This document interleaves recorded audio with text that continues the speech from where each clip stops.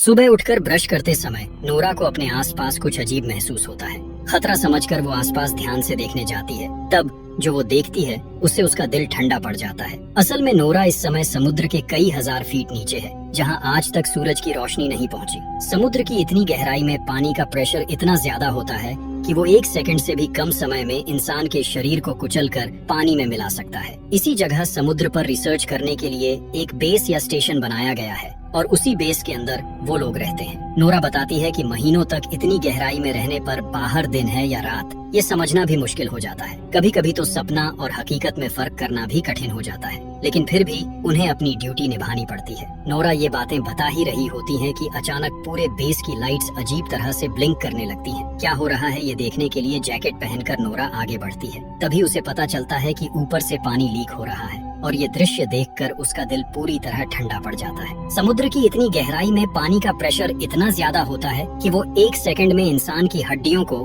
Powder की तरह कुचल सकता है। लेकिन नोरा इसके बारे में ज्यादा सोच भी नहीं पाती कि अचानक बेस की दीवार टूट जाती है और अंदर पानी घुसने लगता है। अपनी जान बचाने के लिए नोरा पूरी ताकत से दूसरे कॉरिडोर की तरफ दौड़ने लगती है और सो रहे दूसरे क्रू मेंबर्स को जगाने की कोशिश करती है। ऐसा खौफनाक मंजर देखकर वहां मौजूद सभी लोग चिल्लाते हुए नोरा के पीछे दौड़ने लगते हैं। काफी कोशिश के बाद वो लोग एक दूसरे रूम तक पहुंच जाते हैं, लेकिन उस रूम के डोर का सिस्टम फेल हो चुका होता है, इसलिए वो किसी भी तरह लॉक नहीं हो रहा था। समय बर्बाद किए बिना नोरा जल्दी से अपने हाथों से उस डोर के सिक्योरिटी सिस्टम को ठीक करने लगती है। तभी वो देखती है कि कई क्रू मेंबर्स पानी से लड़ते हुए अपनी जान बचाने के लिए उनकी तरफ दौड़ रहे हैं। नोरा चिल्लाकर उन्हें और तेज दौड़ने के लिए कहती है, लेकिन डोर तक पहुंचने से पहले ही समुद्र का पानी उन्हें पूरी तरह निगल लेता है। ये भयानक दृश्य देखकर उनमें से एक नोरा से कहता है कि जल्दी से डोर बंद कर दो, वरना सब मर जाएंगे। आखिरकार नोरा फिर से बटन दबा देती है और आखिरी पल में जोरदार आवाज के साथ गेट बंद हो जाता है। कुछ ही सेकंड में सब कुछ फिर से अजीब तरह से शांत हो जाता है। थोड़ी देर बाद उनका एक साथी रोड्रिगो कहता है कि शायद कोई बड़ा भूकंप आया होगा, वरना ऐसा होना मुश्किल है। इसके बाद वो लोग कंट्रोल रूम से संपर्क करने की कोशिश करते हैं, लेकिन वहाँ से कोई जवाब नहीं आता। मतलब कंट्रोल रूम से उनका पूरा संपर्क टूट चुका था। उसी समय उन्हें एक दिल दहला देने वाली अजीब आवाज सुनाई देती है। उन्हें लगता है जैसे बेस के बाहर कोई बहुत बड़ा रहस्यमय ऑब्जेक्ट पानी के अंदर हिल रहा है और अपने तेज नाखूनों से बेस की दीवारों पर वार कर रहा है। खतरा बढ़ सकता है, ये सोचकर नोरा और रोड्रिगो देर किए बिना एस्केप पॉड्स की तरफ निकल पड़ते हैं। टूटे फूटे बेस के अंदर से गुजरते हुए वो किसी तरह सर्वर रूम तक पहुंचते हैं और खराब हो चुके कम्युनिकेशन सिस्टम को ठीक करने लगते हैं। लेकिन तभी वही डरावनी तेज आवाज फिर से पास से सुनाई देती है। अब उन्हें शक होने लगता है कि ये कोई सामान्य भूकंप नहीं हो सकता। नोरा सिस्टम का डेटा चेक करके देखती है कि पूरा बेस ताश के घर की तरह टूटकर गिर चुका है, सिर्फ कुछ ही हिस्से किसी तरह टिके हुए हैं। इसके बाद नोरा और रोड्रिगो एस्केप पॉड की तरफ जाने के लिए आगे बढ़ते हैं। टूटे फूटे बेस के अंदर से रेंगते हुए वो लोग रास्ता खोजने की कोशिश करते हैं। तभी पीछे से कोई दर्द भरी आवाज में चिल्लाता है,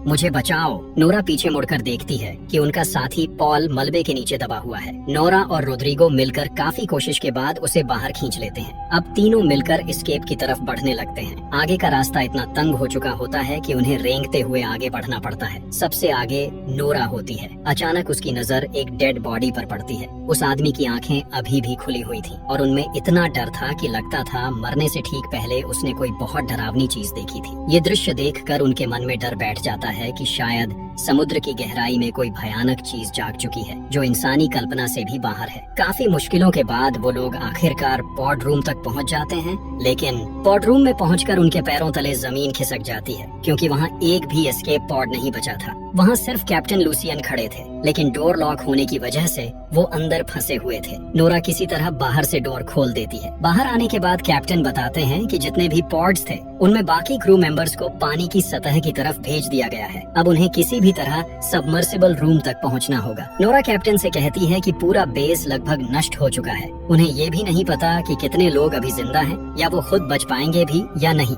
नोरा फिर कैप्टन से पूछती है कि आखिर ये सब हो क्या रहा है, क्या ये सच में भूकंप है या कुछ और। कैप्टन कहते हैं कि अपनी जिंदगी में उन्होंने पहली बार ऐसा कुछ देखा है, लेकिन अब उन्हें मिलकर इस स्थिति का सामना करना होगा। इसके बाद वो लोग कंट्रोल रूम की तरफ जाते हैं, जहां एमिली और स्मिथ पहले से ही बाहर की दुनिया से संपर्क करने की कोशिश कर रहे थे। लेकिन कहीं से भी कोई सिग्नल नहीं मिल रहा था। ऊपर से कंट्रोल रूम को बार बार ऐसे झटके लग रहे थे जैसे बाहर से कोई बहुत बड़ा चीज पूरे बेस को ऊपर की तरफ धकेलने की कोशिश कर रही हो। नोरा सिस्टम चेक करके बताती है कि बेस के ऊपर वाले सभी फ्लोर्स और कूलिंग टावर पूरी तरह खत्म हो चुके हैं, लेकिन असली खतरा बेस का कोर है जो पूरे बेस को पावर सप्लाई देता है। वो किसी भी समय फट सकता है। अगर कोर फट गया तो धमाका इतना भयानक होगा कि एक पल में पूरा रिसर्च स्पेस राख बन जाएगा। अब उनके पास बचने का कोई रास्ता नहीं बचा क्योंकि बाकी एस्केप पॉड्स पहले ही टूटकर नष्ट हो चुके हैं। जब सब लोग अपनी निश्चित मौत मानकर उम्मीद छोड़ने लगते हैं, तभी कैप्टन कहते हैं कि उनके पास एक आखिरी मौका है। उन्हें बेस के सबसे गहरे हिस्से में जाना होगा जहां ड्रिलिंग का काम चल रहा था। शायद वहां उन्हें कोई पॉड मिल जाए। कैप्टन की ये बात सुनकर पॉल कहता है कि वो ड्रिलिंग साइट यहाँ से करीब 1.5 किलोमीटर दूर है। ऐसे हालात में वो वहाँ कैसे पहुँचेंगे? इसी बातचीत के दौरान स्मिथ को ड्रिलिंग साइट से आया आखिरी सिग्नल मिलता है, लेकिन उसे सुनकर सबकी आवाज डर से सूख जाती है क्योंकि उस सिग्नल में सिर्फ लोगों की दर्द भरी चीखें और किसी भयानक जानवर की डरावनी आवाज सुनाई दे रही थी। इसी बीच अचानक तभी पूरा बेस फिर से अजीब तरीके से कांपने लगता है। ऐसा लगता है जैसे अंधेरे में छिपा कोई दानव पूरे स्टेशन को खिलौने की तरह तोड़ देना चाहता हो। पॉल निराश होकर कहता है कि उन्हें इतनी गहराई तक ड्रिलिंग नहीं करनी चाहिए थी। शायद उन्होंने किसी ऐसे शैतान को जगा दिया है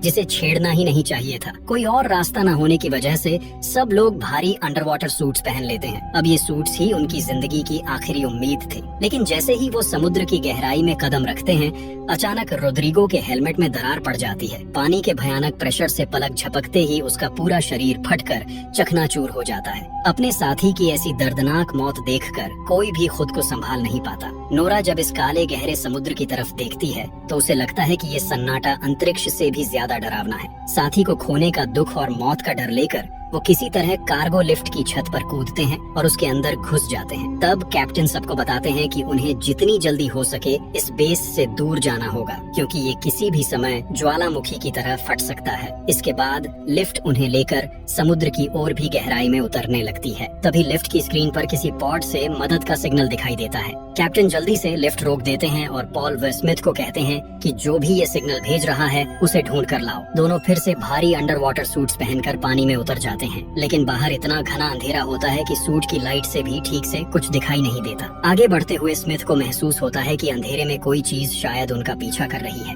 किसी तरह वो उस पॉड तक पहुंच जाते हैं जहां से सिग्नल आया था, लेकिन पास जाकर देखते हैं कि पूरा रास्ता किसी अजीब चिपचिपे पदार्थ से ढका हुआ है। उन्होंने पहले कभी ऐसी चीज नहीं देखी थी। पॉड के अंदर किसी को न पाकर वो आसपास तलाश करने लगते हैं। तभी उन्हें केबल्स में उलझा हुआ अपने एक साथी का डेड बॉडी मिलता है। ये देखकर कैप्टन तुरंत उन्हें वापस अंदर आने का आदेश देते हैं, लेकिन उसी समय पॉल और स्मिथ देखते हैं कि उस डेड बॉडी की पीठ के अंदर कुछ जिंदा हिल रहा है। वो कुछ समझ पाते उससे पहले ही उसकी पीठ से बिजली की रफ्तार से एक अजीब जानवर बाहर निकलकर पॉल पर हमला कर देता है। हालांकि स्मिथ किसी तरह उस छोटे क्रीचर को मार देता है। उस क्रीचर को साथ लेकर वो लोग फिर से लिफ्ट में वापस आ जाते हैं। पॉल बताता है कि ये जीव उस डेड बॉडी को नोच नोच कर खा रहा था। एमिली जब उस क्रीचर को देखती है तो उसे उसके आसपास तेज नुकीले पंजे दिखाई देते हैं। तब एमिली कहती है कि शायद ड्रिलिंग के दौरान उन्होंने गलती से ऐसा कोई गड्ढा खोल दिया है जहाँ पहले से ही अजीब और खतरनाक जीव रहते थे और अब उनकी वजह से वो गुस्से में आ गए हैं। एमिली की ये बात चल ही रही होती है कि अचानक लिफ्ट की सारी लाइट्स बंद हो जाती हैं। नोरा किसी तरह सिस्टम को फिर से ठीक करने लगती है, लेकिन जैसे जैसे लिफ्ट नीचे उतरती है बाहर से कोई बड़ा जीव उसे जोर जोर से धक्का देने लगता है। तभी पॉल की नजर टेबल पर रखे उसी छोटे क्रीचर पर पड़ती है। वो सोचने लगता है कि क्या बाहर उसका माँ है। शायद उन्होंने बहुत बड़ी गलती कर दी है। भयानक झटकों के बीच लिफ्ट के अंदर सभी लोग पत्थर की तरह चुप खड़े रहते हैं। चारों तरफ इतनी गहरी खामोशी होती है कि उन्हें अपनी धड़कन तक साफ सुनाई देती है। उसी समय कैप्टन जब लिफ्ट की छत के कांच पर टॉर्च की रोशनी डालते हैं तो अचानक एक विशालकाय क्रीचर उस कांच पर जोर से हमला कर देता है और वो किसी दानव जैसे इंसान की तरह दिख रहा था।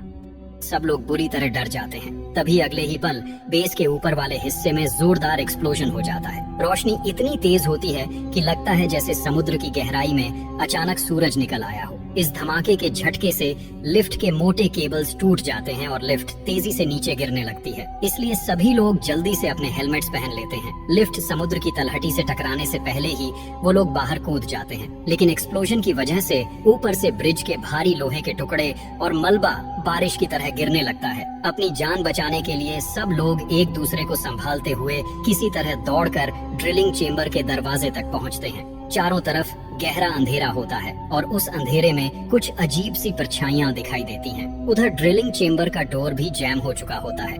काफी कोशिश के बाद वो लोग किसी तरह उसके अंदर घुस जाते हैं। तभी ऊपर से फिर एक डरावनी आवाज सुनाई देती है। कैप्टन सबको समझाते हुए कहते हैं कि शायद ये ऊपर से बेस के टूटे हुए हिस्से गिरने की आवाज है।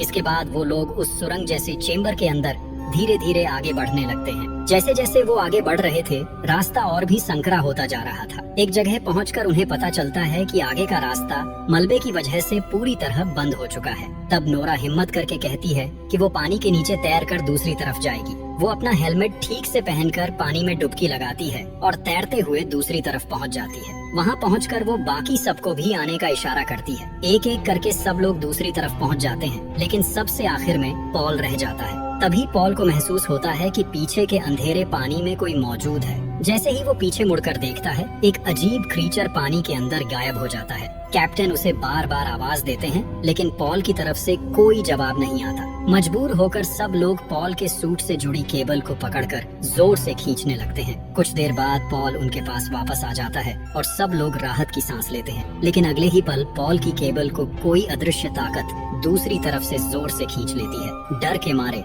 पॉल चिल्लाने लगता है। बाकी सब लोग घबराकर केबल काटने की कोशिश करते हैं, लेकिन तब तक बहुत देर हो चुकी होती है। पलक झपकते ही पॉल के शरीर का एक हिस्सा उससे अलग हो जाता है। अचानक पॉल के हेलमेट में खून भरने लगता है और वहीं उसकी दर्दनाक मौत हो जाती है। ये देखकर बाकी सब डर और दहशत में अपनी जान बचाने के लिए वहाँ से भागने लगते हैं। कुछ देर बाद कैप्टन फिर से रेडियो के जरिए ऊपर की दुनिया से संपर्क करने की कोशिश करते हैं, लेकिन वहाँ से कोई जवाब नहीं आता। पॉल की मौत के बाद सब लोग पूरी तरह टूट चुके होते हैं। एक एक करके उनके साथी किसी अदृश्य ताकत के हाथों मारे जा रहे थे। तभी वो लोग एक कंट्रोल रूम में खड़े होते हैं, जहां से बाहर का डरावना नजारा साफ दिखाई देता है। उनके बेस स्टेशन की ड्रिलिंग मशीन इतनी बुरी तरह मुड़ी तुड़ी पड़ी होती है जैसे किसी ने उसे खिलौने की तरह तोड़ दिया हो। स्मिथ हैरान होकर कहता है कि 6000 टन वजन की ड्रिलिंग मशीन का इस तरह नष्ट होना क्या सच में संभव है? एमिली कांपते हुए कहती है कि ये सब उनकी गलती है। उन्होंने समुद्र की गहराई को छेड़ा है और अब समुद्र उनसे बदला ले रहा है। शायद उन्हें यहाँ आना ही नहीं चाहिए था।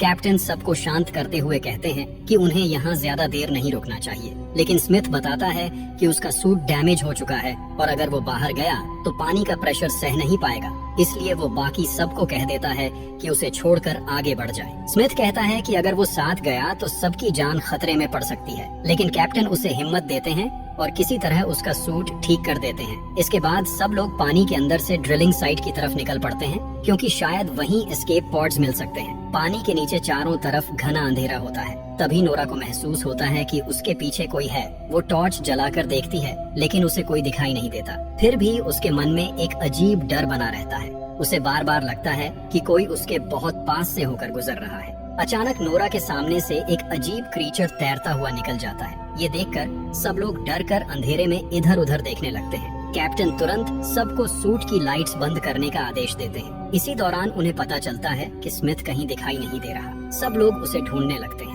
तभी नोरा देखती है कि कोई अजीब चीज स्मिथ को घसीट कर ले जा रही है। नोरा हिम्मत करके उस क्रीचर के पीछे जाती है। वो अजीब क्रीचर स्मिथ को खींचते हुए एक संकरी गुफा के अंदर ले जाता है। कैप्टन बिना एक पल गंवाए उसी गुफा के अंदर घुस जाते हैं। काफी अंदर जाने के बाद कैप्टन को स्मिथ मिल जाता है। किस्मत से स्मिथ अभी जिंदा होता है। कैप्टन उसे खींचकर बाहर ले आते हैं, लेकिन थोड़ी देर बाद कैप्टन को याद आता है कि स्मिथ की गन गुफा के अंदर ही रह गई है। इसलिए वो फिर से गुफा के अंदर जाकर गन निकालने लगते हैं, लेकिन जैसे ही वो वापस लौटने लगते हैं, गुफा की गहराई से एक भयानक मॉन्स्टर अचानक निकलकर कैप्टन को पकड़ लेता है और ऊपर की तरफ खींचने लगता है। कैप्टन के सूट की केबल में फंसने की वजह से नोरा भी उसके साथ ऊपर की तरफ खींचने लगती है। पानी के अंदर संघर्ष करते हुए कैप्टन और वो अजीब क्रीचर एक बड़े प्लेटफॉर्म पर जा टकराते हैं। प्लेटफॉर्म के किनारे कैप्टन को लटका हुआ देखकर नोरा उसे बचाने की कोशिश करती है। तभी वो भयानक क्रीचर फिर से उनके सामने आ जाता है। वो इतना विशाल होता है कि लगता है जैसे वो इस दुनिया का ही जीव नहीं है। वो अपना विशाल मुंह खोलकर नोरा के हेलमेट को निगलने की कोशिश करता है। उसी समय